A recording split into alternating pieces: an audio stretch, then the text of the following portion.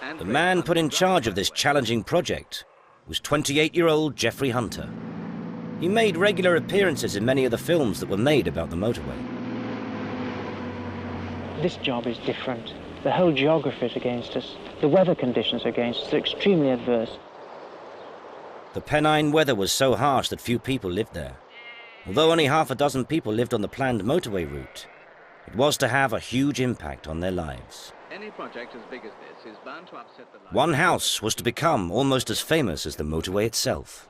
Here, the carriageways were planned to divide. It's a shame, really, because there used to be a myth around for many years after the motorway being constructed that the farmer living in the house wouldn't move and refused to move, and therefore we divided the carriageways and put it round it. And that, in essence, sadly, is not true. In fact, the motorway was built around the farmhouse because the land on which it was standing was unstable and had to be shored up. It was cheaper to build 2 roads around it. The Wild family were living there at the time. You think of big diggers and trucks and people everywhere, do you? Running past your window.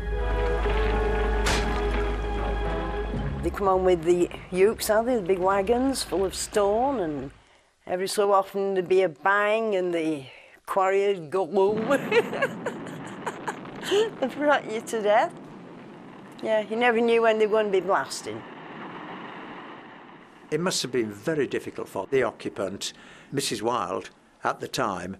The only time I ever met her was because of complaints of dust, and I could understand that problem. The haul roads, pounded by heavy vehicles, soon dissolved into fine dust that choked men and machines and reduced visibility to nil. You could not hang your washing out because we worked from 8 in the morning until 8 in the evening, 7 days a week. It caused collisions and delays, and complaints from farmers some distance away that their crops were being smothered. It was pointless cleaning the house because it was just absolutely covered in dust. So I used to have to start cleaning the house at 8 o'clock at night when they stopped.